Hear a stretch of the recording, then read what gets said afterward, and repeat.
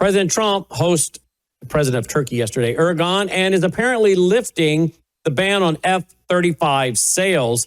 President Trump also says that he will not allow Israel to annex the West Bank. That's the derogatory term for Judea and Samaria. I want to get Annie's take on this and more about the Middle East and what's happening and the speech by Benjamin Netanyahu at the United Nations today. Annie, welcome back to the broadcast. Thanks for being with us. Thank you for having me, Brannon. Okay, let's start with Erdogan, president of Turkey, in the Oval Office yesterday, lifting the ban of the F-35s. Wait a minute. Why are we going to help Turkey when they want to recreate the Ottoman Empire and really take over Israel? Why are we doing this? Can you help me here? Well, my personal opinion is that I said this a few months ago on your show, on my show too. It's that President Trump has truly believed that he can make all the deals with all the Islamic leaders and somewhat make history for himself. And I don't think he's thinking beyond that. He doesn't care. He doesn't tend to care that it's not just Israel. On my Substack, I pointed out, if anybody is okay with this, when you hear on the news that Erdogan used American weapons against civilians, Christians, Kurds, or Israel, you can't take your endorsement back then, because Erdogan has a long resume of killing people. He has shown that he doesn't hesitate. You're talking about the president of Turkey. He doesn't hesitate to kill people. Yes, he doesn't. He has a long resume, and I mean really long resume, from killing his own people in Turkey. He has, under his command, there were 3 operations outside of Turkey border inside Syria that specifically targeted Kurds of Syria and Christians of Syria. That was under his command. It wasn't he funded some terrorist group to go do it. No, he actually, under his command, those attacks took place. He has also has a long track of, first of all, let's focus on one sentence that he has said that a lot of people forgotten. And what he said was, it is offensive when the West says radical Islam. There is just one Islam. This is the man who walked around the White House yesterday and sat down with President Trump. The man who doesn't even believe what Trump believes, moderate versus radical. He believes there's just one Islam. And he's also the man who has called Israel's actions in 2014, not right now, not when it's fashion. In 2014, he called Israel's action more barbaric than the Nazi Hitler. So he has made his feelings very clear. He has killed people. He has funded ISIS. He has gave safe passage to ISIS members through Turkey. And none of that seemed to matter to President Trump, though. He just wants to prove that he can make a deal with anyone. And, of course, I wonder what Benjamin Netanyahu thought about this, right? Lifting this F-35 ban on Turkey. Well, I believe they're having their meeting Monday, being President Trump and Bibi on Monday, supposedly specifically about Iran.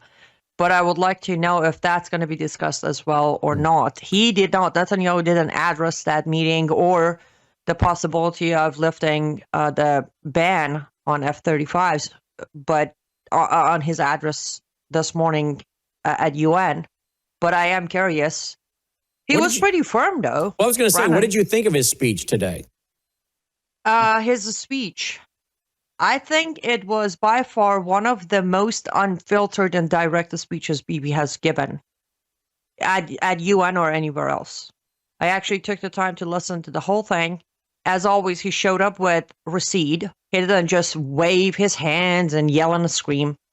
I'm glad he called out the juvenile act by what 2/3 of the room basically left when he started his speech, which should give a great heads up to Americans. This is where the world is now, because 2/3 of that room are not Islamic nations. It isn't. Maybe a quarter of that room were Islamic nations. So the rest of the countries that walked out are those who have already bowed to the Islamization of their nations. But I'm glad he called it out. And in general, I I really think what he said is what he's going to do. I don't think he cares anymore for who's his ally or not. He sounded very convinced that he's on his own. What do you make of President Trump? And we dealt with this yesterday, but I think we have to come back to it. Trump says, this is military.com, will not allow Israel to annex the West Bank. You know, I said on radio today, for all these anti-Semites that say that Donald Trump is the puppet of Netanyahu, are they not watching the news? Because every time we turn around, Donald Trump's telling Israel what they can and cannot do, that he's angry with Benjamin Netanyahu, he's upset with Benjamin Netanyahu. Disappointed. So if Trump is the puppet of Benjamin Netanyahu, this is a weird act. Of course, it proves it's not the case. But why on earth is President Trump involving himself in this? And why is he calling it the West Bank, or not correcting him and saying that's a derogatory term? It's actually Judea and Samaria. And wait, I'm sorry, Brian. Wait, do you actually think President Trump knows that? You are expecting way too much of President Trump. Well, that's very interesting you said that. So I want to drill down on that. So you're saying that if you were to ask President Trump, what is the West Bank, he wouldn't know that's Judea and Samaria? No, he would not have a clue. Wow. Well, that's interesting, because on radio today, I said in my opening monologue, we have a lot of world leaders who don't know very much at all. They know what they know, but that's it. I mean, that's true with all of us. We all know what we know, but they lack so much knowledge. You and I have both worked with people. You and I have worked with some of the same people who are very successful, have been very successful in their areas, very successful financially in other ways. But they come out of the business world in other places, and when you talk to them, they don't know much of anything other than how to cut deals, how to market, how to promote, how to get attention. They don't know so much about history, the worldviews, communism, Marxism, postmodernism, the other worldviews of the world. One guy, very successful guy, called me up one day. He said, "Who's this Hezbollah guy?" I said, "It's not a guy, it's a terrorist organization," right? I guarantee you, if I were to say, Mr. Trump, privately, Mr. Trump, can you tell me the Labor Party? You know the Labor Party, Great Britain. Yep, Brannon, I know the Labor Party. Can you tell me who birthed the Labor Party? Who started it? It's the Fabian Socialist. Can you tell me, Mr. Trump, about the Fabian Socialist? What can you tell me about them? What are their goals? What are their objectives? Can you tell me about some of the leading Fabians in the books they wrote? Can you tell me about the Fabian window? I don't think he could answer any of these questions. And yet he seems to be now going to lean on a Fabian, a Labor Party Fabian by the name of Tony Blair, who actually unveiled the Fabian window after it was stolen and then showed back up again, and said that he hopes the Labor Party is fulfilling the goals of the Fabian Socialist Society. And I want to show everybody, just to remind them, what the Fabian window looks like, because it sure looks like what's happening to the world again today. We have shown this so many times over the years. This was created by George Bernard Shaw. George Bernard Shaw created the Fabian window, I think back in 1910. And it's been in so many of my books, documentaries, TV shows, radio shows. Here it is. The world's on fire. A man in a red coat, a man in a green coat, banging on the world. It's hot. The man in the green coat is having to hold it with a pair of tongs on an anvil, and they're banging on it. And at the top, it says, "Mold it near to the heart's desire." Remold what? The world. How do you remold the world? You set it on fire. You manufacture a crisis, and you offer up the solution. Then behind the man in the red coat, you'll see the fire. And you'll see the man in the purple coat with a bellow blowing the fire. He's blowing wind, oxygen, fuel, if you will, onto the fire. And they put the world into this manufactured chaos. And then they pull it out and they remold it to get man to go where he otherwise would never go. Notice at the top of the Fabian window, or above the world that's on fire, what do you have, folks? That is a wolf in sheep's clothing. You use religion as well. And Tony I was just Blair about to say, and I'm sure the red and the green, it's just coincidence. Just coincidental, the red, the Marxist, the green, the Islamist, right? and the fact that they match each other's color on the shoe part is absolutely just artistic. Yeah, the red. Now the guy in the green's wearing the red shoes, and the guy in the red is wearing, and the green's wearing the red, and the guy in the red's wearing the green. Very good analysis there. And the other guy's wearing his red shoes. And of course, we know that experts and Fabians have even admitted there's very little difference between the Fabians and the Marxists. That they work together, use each other. The Fabians, their whole thing is evolution, revolution by evolution, a revolution, but they want it by evolution, slowly over time. And I wake up today to find out President Trump's now going to lean on Tony Blair, who we've been talking about the fact that he's been working behind the scenes for some time to negotiate some kind of peace in the Middle East. Tony Blair, the Fabian. Now, if President Trump throws in with Tony Blair, that to me shows that President Trump is either knowingly, and I would suggest unknowingly throwing in with the New World Order globalist. And of course, the quest here for them is a Eurocentric world government. Go read their own writings. Read Carol Quigley. Read the Fabians, the globalist. They're telling you they want a Eurocentric world government.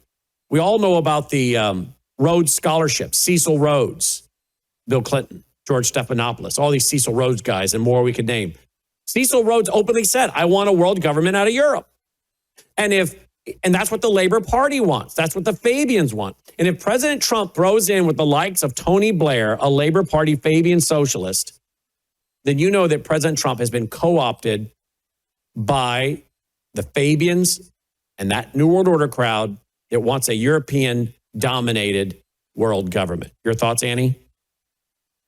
100% agreed. And it gets a little worse with Blair, Tony Blair, as the fact that with White House backing, he's not just going to help create some sort of ceasefire or peace deal. He's going to also put together a temporary or transitional government for quote-unquote Palestine. He's going to lead that government until Palestinian people... And I'm sorry. Yep, keep going. That's right. Until the Palestinian people can pick their own government. So I remember on Monday when I released my Substack on Britain crowning Palestine, I specifically mentioned, and I was on your show that day, we talked about it as well, and I specifically said this move was not just about UK bowing and being infiltrated inside its government. It's also about power. England has lost power when it comes to the 1917 plan or fire they started, so they need to regain power. And look, they are going, if this goes forward, I really hope Netanyahu does not get involved with this new charade. But if this goes forward, Tony Blair is going to be basically the head of government in Palestine until the new permanent government is placed. If that's not power, what is? And for President Trump to be part of that, again, it goes back to from day one of his second term, I just said, my biggest concern is his only priority is to making every possible history when it comes to making deal because he cares about that title of master of all deals or whatever they call him. And every person who's defending every single move of Trump, pretending like this is a 3D chess and this is a deal you just waited out, is enabling that very fire that you showed on that picture. It's getting absolutely out of control, Brannon. Yep. And by the way, going back to something a little earlier, I want to know who exactly gave President Trump the power and authority to allow or not allow Israel to do whatever they do. Seriously, where is this document? I like to read. Where does it say President of the United States of America, just like the promise he made to Qatar? Who gave the President of the United States all of this power? President of the United States is in charge of United States of America, not Gaza, not quote-unquote Palestine, not Israel, not Iran, and nowhere else. If this was Biden, everybody out there, every talking head on alternative media would be screaming, abuse of power, it's our tax dollar going into all of that. Where are they? Why is nobody bothered by the tax dollars going into something that we shouldn't be involved with? Yep. And then the fact that he's playing both sides. On the same sentence, he also says Palestine, we will not recognize Palestine as a state. You cannot have it both ways, Mr. President.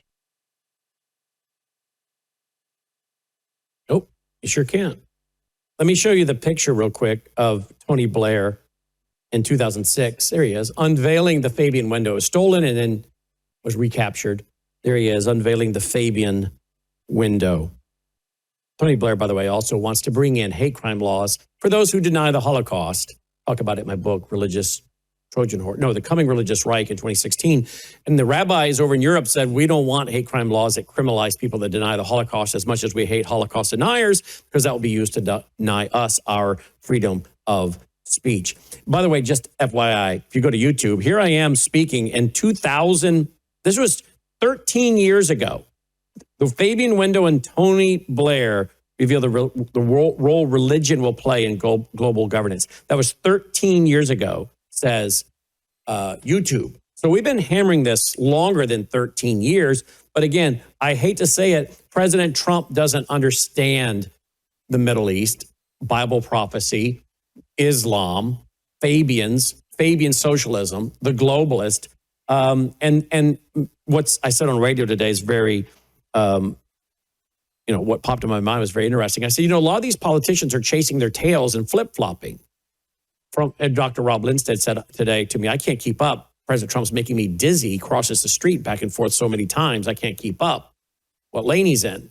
And I said on radio and TV that this chasing of the tail by all these world leaders is going to happen, and all of the chaos, all the confusion, that's what's going to drive the world, I think, to accept the Antichrist. Finally, a guy's going to show up. And as I said on radio and TV today, he actually, unlike many of the world leaders today, he actually will understand the Bible. The Antichrist will understand the Bible. He will understand Bible prophecy. He'll be totally opposed to it, but he'll know it because he's demon-possessed. And then eventually, I think, after he has received a mortal head wound about halfway through the 7-year tribulation, the Bible says he is called back up out of the abyss. And I believe at that point, you have a so-called resurrection. Satan can't create life, but God apparently gives Satan the permission to bring the soul or the spirit of the Antichrist back up out of the abyss, the text says in Revelation. And at that point, he overtakes the two witnesses and kills them, and their bodies lie in the street for 3.5 days before God calls them up into the heavens. And the whole world sees it, the text says. And the world says, wow, who can overcome the beast? At first, it was who could overcome the two witnesses? Well, he did.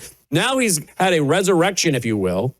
I think at that point, he is Satan-possessed. And the demons and Satan know the Bible, and they know Bible prophecy, but they're opposed to it. They hate it. But they're going to do everything they can to stop the things in the Bible from being fulfilled with the Jewish people, with those Gentiles, with those tribulation saints. And they're going to wage war against the Jews to kill every last one on the planet. So the Bible cannot be fulfilled as we see in the scriptures. And yet today we don't have anyone that knows really in power around the world that knows the Bible, Bible prophecy, a biblical worldview. So they chase their tails. And I think that's going to allow for the Antichrist to come to power because he actually will know what's going on. He'll get it. And then he's going to rip 3 countries out by the root, says Daniel, I think chapter 9. He rips them out by the root because he can't even get his New World Order without getting rid of 3 of these world leaders. So isn't it interesting? All of this chaos and flip-flopping back and forth, that's all setting the stage for the people to say, we're done with these politicians. They don't have a clue what they're doing. When this man, the son of perdition, shows up, performing counterfeit miracle signs and wonders, and he actually knows what to do because he actually knows the Bible, what God's plan is, and starts to become the antithesis, the anti-Christ. What do you make of that, Annie? I 100%. I mean, 5 years ago, I would be completely clueless when you were talking, but thanks to your Sunday program, I completely follow you where you're going with this, and I agree. However, let me add something because for last 4 days, on my Substack every day, people are getting a recap of the day of UN General Assembly, day 1, day 2, day 3, day 4, and on and on. And in order to do that, what I have to do is sit here and listen to every speech, grab the highlights, and conclude for people of what the narrative of each speech was. And I want to say, except a handful of world leaders, on top of that handful, I want to emphasize Argentina. Other than that handful of world leaders, the rest of the narrative is so perfectly placed, Brannon. And that was the reason I did this year, where I'm giving recap for people to realize this is a narrative that is being fed to us. And when we ignore it, when we don't listen to it, that's when we are left behind in understanding that Trump or not, majority of world leaders are being fed lies. And because of their lack of understanding of history, topics, there were topics I had to search and learn about because I had no idea what they're talking about. But I think I did more research on these topics than any of the world leaders, excluding the handful of them, including Trump.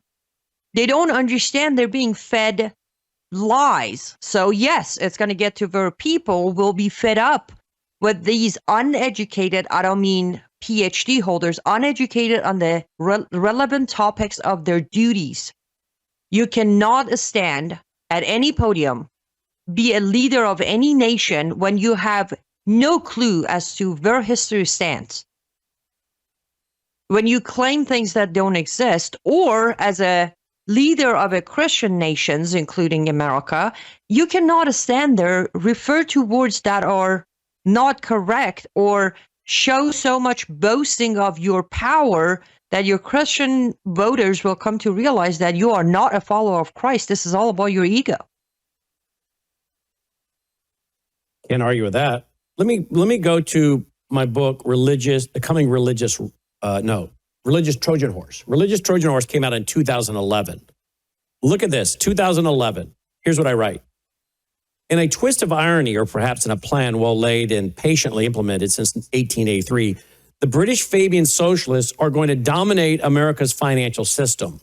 Dick Morris's April 7th, 2009 article, it was entitled, European Socialism to Run Our Financial System. It explains, quote, on April 2nd, 2009, the work of July 4th, 1776 was nullified at the meeting of the G20 in London. The joint communique essentially announces a global economic union with uniform regulations and bylaws for all nations, including the United States.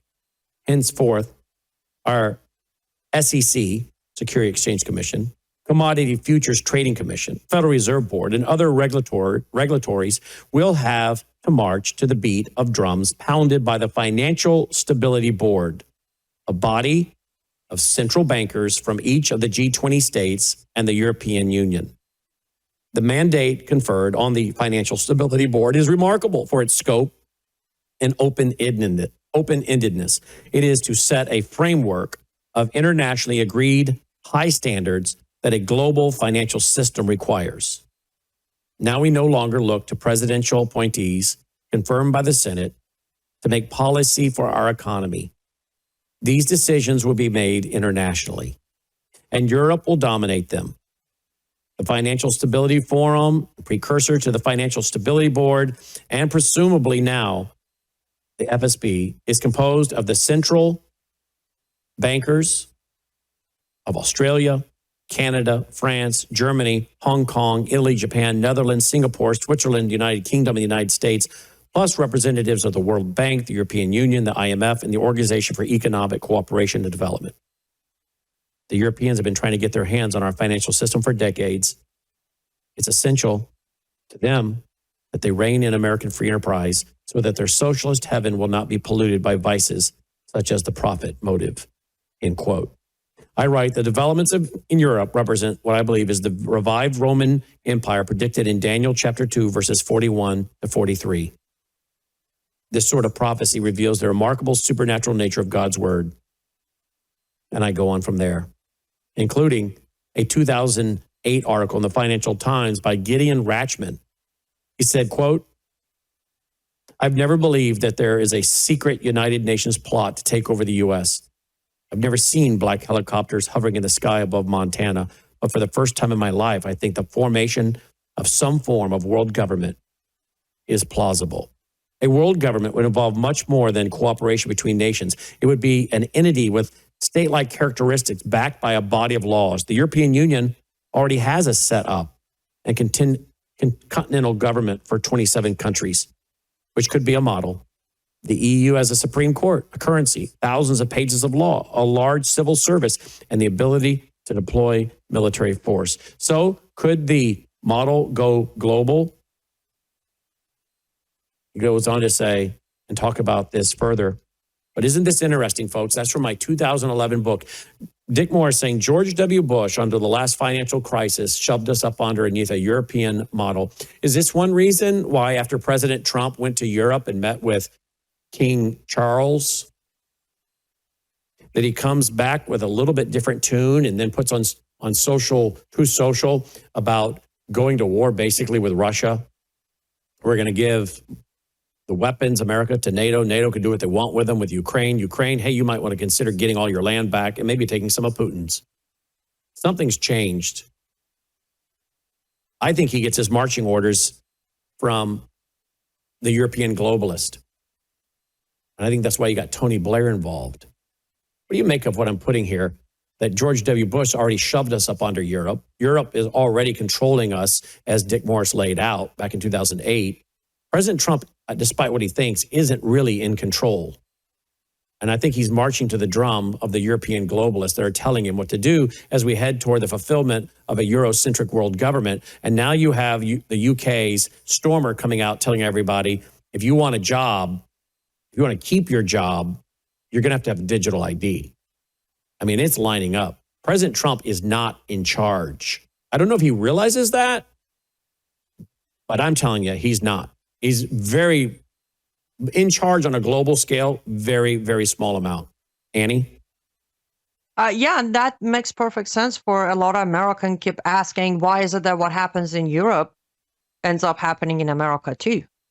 Because that's who's leading the policies and the movements and, as you said, financial system of U.S. Again, that's why I keep saying it doesn't matter who's in the White House. If it's a Democrat, we know who they take their marching orders from. And if it's a Republican, it has been a long time. I think it might even be before George Bush, unless you're referring to the father, not the son, that, Europe started having their hands in our business and giving marching orders to Republicans. And since you talk about, Trump coming out saying, let's go to war with Russia, of course, the same drum they're beating for Iran, which is another chasing your own tail situation. Supreme Leader of Islamic Republic of Iran came out 2 days ago and said, we're done. No more negotiation, resume enrichment.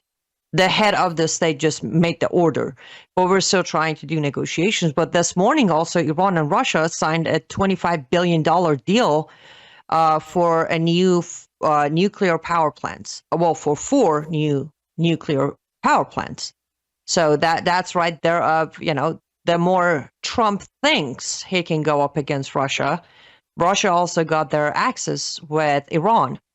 And funny enough, this morning, after 2.5 months, we reported on your show and myself as like on June 26th of this year, we reported that there's a mountain, Kolang Mountain in Iran, that was and is the main nuclear facility. And of course, everybody denied it. But guess what was released on Washington Post this morning? Kolang Mountain in Iran is seeing activities, and they're guessing now that is where all the missing enriched uranium were. Mm-hmm. We reported on June 26th. Today, United States of America is talking about it. For how long they were sitting in this information? Long enough for Trump to figure out what is his next step or what is his next order when it comes to Middle East. So bottom line is, yes, I have agreed with your statement for a while now that Trump is not in charge. Nobody in his administration is in charge. But how do we get Americans to come to accept that? That's the $1 million question. What do you make of this statement? I don't know why Charlie Kirk was killed beyond what the media tells us with this shooter. which I still don't understand how he practiced. Where did he practice? Where's the video of him going to a range practicing? Who was communicating with him? Who was doing surveillance? Who was picking the site? All of this. Colonel Rob Maness was saying this guy had to have a whole team helping him, actually, and they were likely, terrorist, insurrectionist, enemies, foreign and domestic. Hadia thinks that they are Islamist, ISIS, one step ahead of us, recruiting LGBTQ. They could care less if they convert. But here's what I would ask, and I think our government was involved at some level. That's just my gut feeling. Can't prove it. I'm not saying the Trump administration. I'm talking about the shadow government. But if we're headed toward war, Annie, and we have been doing all kinds of reports since 2018 on the idea of even drafting America's daughters, and here's that document I've talked about and warned about starting 2018. February 2018, Captain Udell Myers and I started warning about this committee that was going to put together a report, and it came out in March of 2020, and they said exactly what we expected. Oh, yeah, we should draft America's daughters, too. If the neocons and the globalists want to take us to war, and war seems to check all the boxes, obviously I'm going to stand up and have been saying, my kid's not going. Sorry, my kids aren't going. But Charlie Kirk, he seems to be a guy that was starting to figure out these neocons, these wars, these foreign wars. Can you imagine if the plan down the road is to go to war and either to have a major terrorist attacks in the country, which many people think is coming, major terrorist attacks coming. If the plan is to use those terrorist attacks to get people to join the military like they did after 9/11, or to go toward a draft, don't you think someone like Charlie Kirk would have been a real thorn in their side? Because I kind of think, in my opinion, he would have said to young people, no. You don't want to go get involved in these wars, lose your life and your limbs blown off for these neocons and their global wars. And I don't care if they do a draft. I'm going to start using my rallies on college campuses to oppose a mandatory draft. Now, I don't know if that's what he would have done, but that's the trajectory I saw him going. Is that one of the reasons why, if the deep state was involved in taking him out, that might be why? They know what they're going to be doing down line, and they don't need a Charlie Kirk motivating the young people of America not to go along. What do you think of that theory? And it is a theory. What do you think of that, Annie? Well, it's a reasonable theory because, yes, when I actually wrote a counterpiece to Charlie Kirk, his whole argument was we need to stay away from all these wars. So, yes, he was the guy who was against unnecessary wars. He was not against war. He was very clear that if we're ever attacked, of course, we fight back, but we don't need to fight other countries' war, which is exactly what you're referring to. And yes, I can see him being an influence and push back against drafts and a lot of younger people listening to him. And yes, that could be part of it. In general, I have come to accept for myself that Charlie Kirk was not assassinated based on his anti-trans narrative. No, I refuse to believe that for the rest of my life unless somebody really showed me proof for it. I do believe he was taken out, as you said, by shadow government, if you want to call it, because he was in about 5 to 10 years, Charlie Kirk would have become a Lincoln for this country. And that they can't have that. Because, again, I didn't disagree with Charlie. I corrected him on certain historical mistakes he made on his show about Iran and Israel war. But other than that, he had a path that was based on biblical values, which is rare. You know, we don't have that young generation who would start, a platform and still stay within the Bible, no matter if it would add to their popularity or not. So yes, what you're saying is part of it, but I think in general, he had to be taken out because in 5 to 10 years, he would have become a huge threat to both parties by training and educating the next generation, basically getting the next generation to stand up and say, no more corruption. We're not going to settle and pick between two of, the lesser evil of two. And that's why he had to be taken out. And what if he would have been a problem in 2026, 2027, 2028? Should we have a massive terrorist attack like we think is coming, like an October 7th style, that I think the government will likely let happen? And all these kids have a patriotic fervor whipped up, quote, patriotic fervor, to be used to get them to enlist and go fight. Or a draft. Don't you think even less than 10 years and next year, the year after that, whenever this happens, and that happened, don't you think a Charlie Kirk-like figure will be standing up saying to young people, think clearly. Absolutely. Think clearly here. Do you really want to go have your limbs blown off for more global wars fought for corporations? Because in the end, isn't it what it always is about? Regime change for the New World Order, corporations and lithium and minerals. Isn't that what the multi-star general Smedley Butler said in his book, War is a Racket? It's always fought for corporations. Think twice, young people. I mean, you could have a real problem getting these young people to go along with war if you have someone like him who's got credibility with them, calling bluff, calling lies. Yes, absolutely. And let's not forget, yes, this is the globalism playbook, but I'm going to turn around and take it back to President Trump. What is he doing, Brannon? All the handshakes he's making. And I have felt the frustration for myself when I see the comments on my reports of, oh, if he's doing it, there has to be a reason. Just wait it out. Or, the old saying of keep your friends close, keep your enemies closer, about al-Shara, about Erdogan coming to the White House. These are the response I'm getting. But when you look at it, for example, today, the Prime Minister of Pakistan stands on the stage of UN and says, what? President Trump deserves to win the Nobel Prize. Why? Because he has stopped the possible war between Pakistan and India. That's not why you're nominating him. Those of us who reported very deep digging into your new agreement and deal with the White House of President Trump, we know you're nominating him because he just gave you a deal for your oil and minerals. And we're doing the same thing with Syria.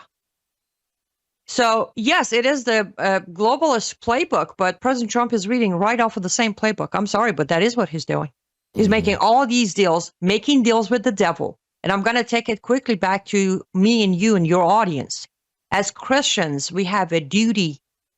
When you cover up one sin, cherry pick the other one, and step on your biblical values and say, keep your friends closer, your enemies, close your enemies closer, you literally just separated your path from Christ. To defend Trump for allowing these murderer people, these aren't just some talking heads. Al-Shara has Christian blood on his hands. You're talking about the current president of Syria who has slaughtered and butchered Christians in the Middle East. Exactly. He came, President Trump shook his hand and called him a good-looking guy, all of that in Middle East, but then he also came to U.S. He was in New York. He gave a speech at UN. And now there are talks that I don't even know where to go with that one, but Israel has confirmed that they are negotiating with Syria. We covered that on your show too. And then you have Erdogan, who again, the president of Turkey has killed a specifically group, targeted Christians in Syria for the fact that they were Christians. As Christians, we cannot side with President Trump's actions saying this is diplomacy. He is making deals. He's allowing the enemy into the White House. Brannon, can you imagine for how long the capital of Turkey is going to plaster these photo op and handshakes and the smiles and the phrase by President Trump calling Erdogan an old and always a good friend of America?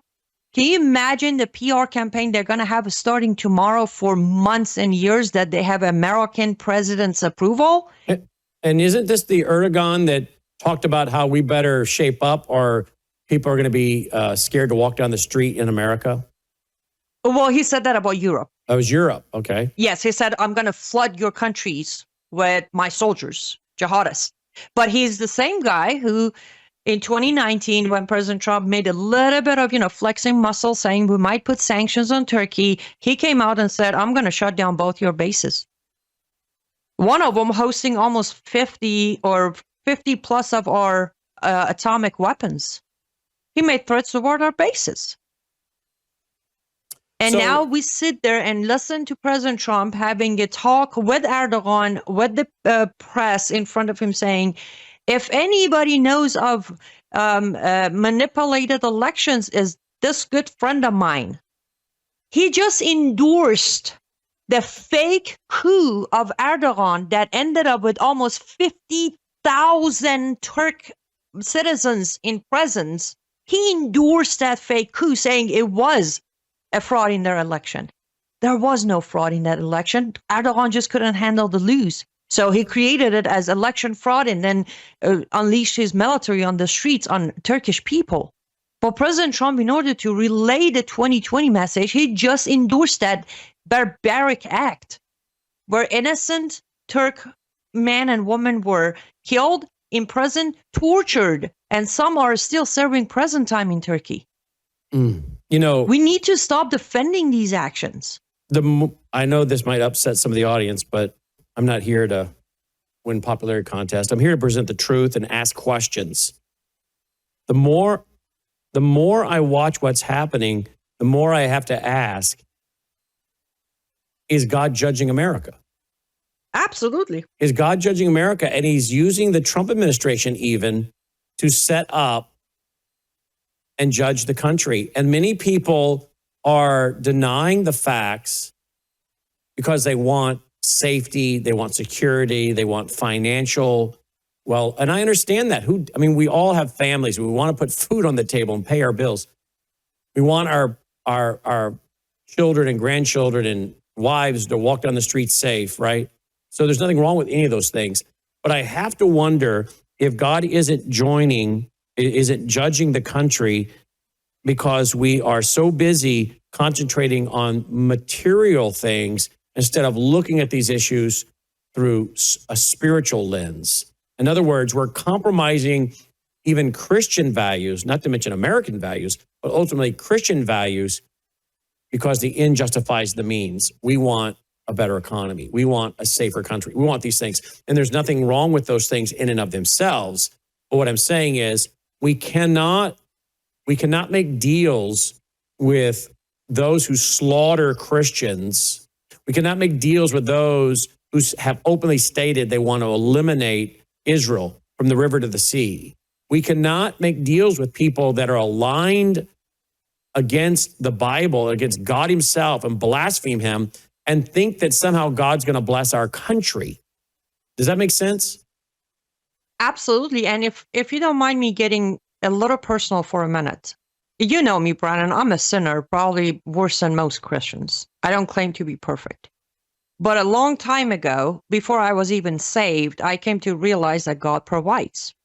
There's a story that close friends know that I avoid potatoes unless I absolutely have to eat them. I don't eat them. Reason for that is when I was a refugee, there was a time where all I had money for was to buy one bag of potatoes, just one bag. I don't know, 7, 8 potatoes will be in a bag. And I ate one potato every day. And that bag lasted. It just kept lasting. It's like for every potato I took off, somebody put another one in there. And the potato was in my room, so it wasn't really somebody putting potatoes in there. It lasted me 31 days until the next time I had money to buy egg and bread. I wasn't saved back then. I was an ex-Muslim, not knowing what I'm doing with my life. Fast forward, as you know, and your audience knows, because I've told my audience on Word YouTube, I am officially unemployed. What I am doing is working on the book and writing and reporting, doing my show every day, just through my Substack and art studio and few projects here and there, try to pay the bills.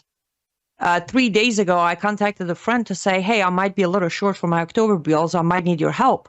It was like, sure, let me know if you do. I hung up that afternoon, checked my mailbox, and there was a check in my mailbox for about $4,000 from a federal government investigation into some company that I was a client of that was apparently doing wrong. And They send me a $4,000, close to $4,000 after 7 years of me not even being client of that company. Wow. My point, I am a sinner. I am nowhere near perfect, but I believe God provides. And on that faith, I have dropped every project offered to me to sit here, report on the truth, expose the dangers of Islam and the red green axis, try to get the book at all of that. And on last minute, he just drops a check in my mailbox.